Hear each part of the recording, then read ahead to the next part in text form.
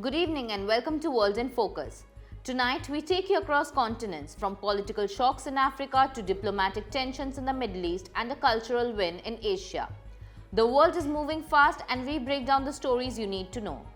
First up, in Madagascar, a political earthquake is unfolding. President Andry Rajoelina has fled the country after weeks of mass protests escalated into a military rebellion. The president says he left in fear for his life, but he has not resigned, leaving the island nation's future uncertain.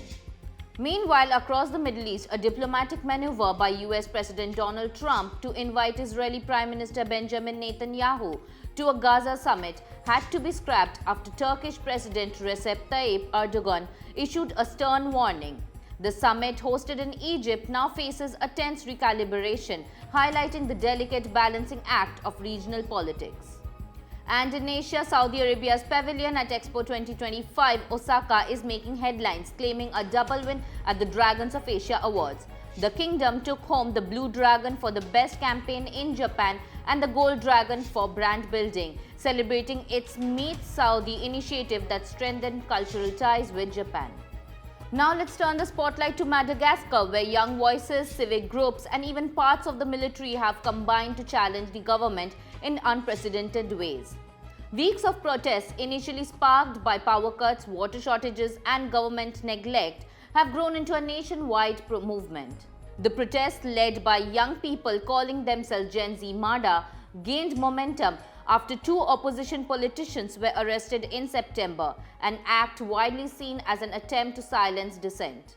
Social media became a powerful tool, with Facebook and TikTok mobilizing demonstrations across multiple cities. Thousands flooded the streets demanding political accountability, improved public services and an end to corruption.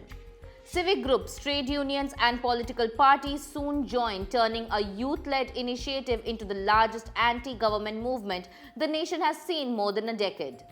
The turning point came this month when the elite military unit CAPSAT, pivotal in Rajoelina's rise to power in 2009, defected to the protesters.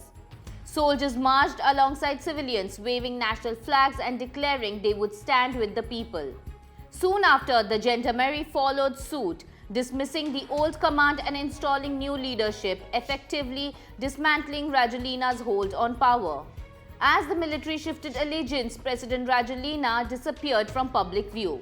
Reports suggest he was airlifted to Saint Mary Airport and boarded a French military aircraft, possibly with the support of France, though officials have not confirmed this. In a pre-recorded video shared on social media, Rajoelina said he had sought safety but refused to resign, warning that he would not allow Madagascar to be destroyed. This crisis carries echoes of 2009, when Rajoelina himself led protests and a military-backed transition that brought him to power.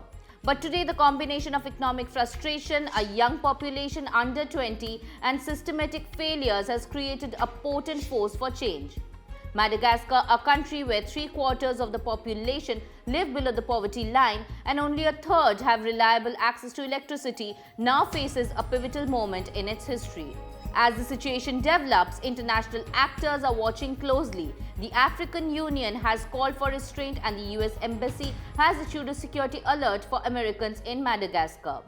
Meanwhile, neighboring nations remain cautious, mindful that instability could spread or trigger refugee flows. The immediate future remains uncertain. Curfews are in place in Antananarivo and other cities. Protesters continue to occupy public spaces, and the acting Senate president may play a crucial role if the presidency is declared vacant. CAPSAT insists it seeks no permanent power, framing its intervention as support for public demands. From a youth-led uprising to a military turning point, Madagascar is at a crossroads. For a nation with a history of political upheaval, tonight's developments are a stark reminder that governance, public services and accountability remain at the heart of global stability.